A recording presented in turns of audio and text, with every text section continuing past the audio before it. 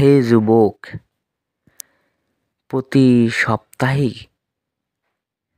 জুম্মার নামাজ শেষে অতএব ফজরের নামাজ শেষে কবর জিয়ারতের উদ্দেশ্য বাড়িয়ে যাও।